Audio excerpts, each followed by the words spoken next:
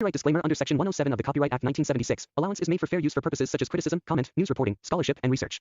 Fair use is a use permitted by copyright statute that might otherwise be infringing. Non-profit, educational or personal use tips the balance in favor of fair use. ஆரோக்கியமா வாழ அருமையான வழிகள் வாருங்கள் அறிவோம் தெளிவோம்.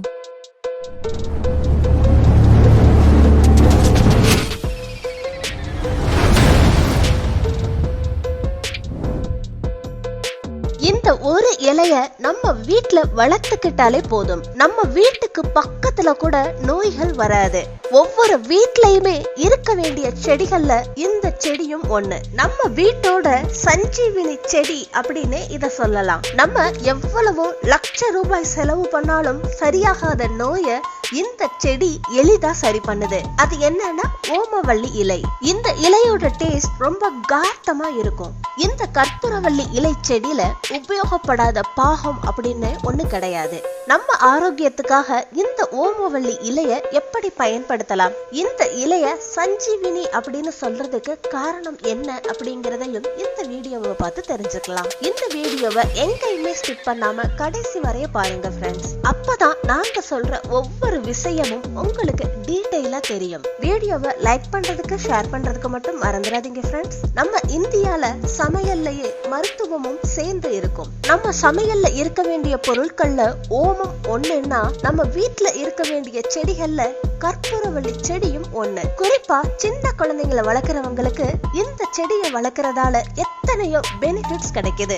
இந்த ஓமம் நமக்கு புதுவிதமான நறுமணத்தை கொடுக்குது. இந்த இலையில இருக்கிற ஆன்டி ஆக்சிடென்ட், விட்டமின், புரோட்டீன் குணங்கள் நம்ம உடம்புக்கு எவ்வளவோ நல்லது பண்ணுது. இந்த ஓமவல்லி இலைய நம்ம டைரக்டா நல்லா மென்னு சாப்பிட்டாலும் சரி, ஒரு பேன்ல ஒரு கிளாஸ் தண்ணி ஊத்தி அதுல 4 ஓமவல்லி இலைய நல்லா சின்ன சின்னதா பிச்சு போட்டு அதை காய்ச்சி கஷாயமா குடிச்சாலும் சரி, நமக்கு எவ்வளவோ நன்மைகள் கிடைக்குதுங்க.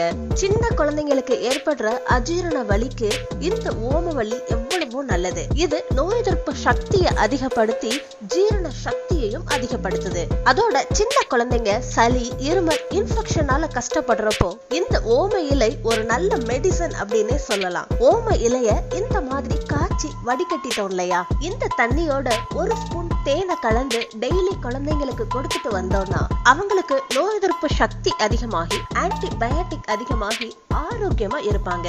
நம்ம வீட்டுல யாராவது பெரியவங்க, வயசானவங்க இருந்தாங்கன்னா அவங்களுக்கு கூட இந்த ஓமவல்லி கஷாயத்தை கொடுக்கலாம். அவங்களும் நல்ல ஆரோக்கியமா இருப்பாங்க.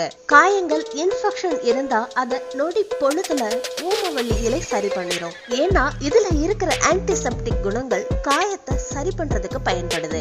ஓமவல்லி இலை தலைவலியை குறைக்கிறதுக்கு அற்புதமா பயன்படுது. அதுக்கு என்ன பண்ணணும்னா, ஓமவல்லி இலைய கைகளாலேயே இந்த மாதிரி பசிஞ்சீங்கன்னா அதோட சாறு வரும். அந்த சாறை உங்களுக்கு தலைவலி இருக்கிற இடத்துலயோ இல்ல காயங்கள் இருக்கிற இடத்துலயோ நல்லா அப்ளை பண்ணுங்க.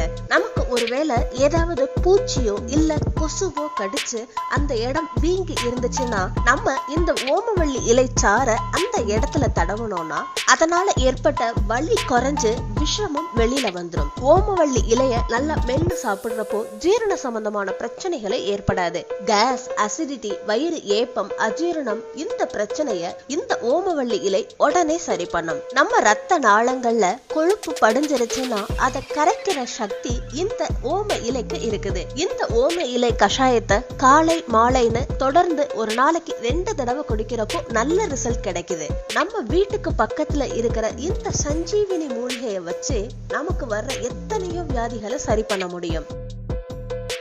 This video sponsored by Buymote eShopping. இந்த ஆப்போட லிங்க் டிஸ்கிரிப்ஷன்ல இருக்கு. வேணும்ன்றவங்க செக் பண்ணி பாருங்க.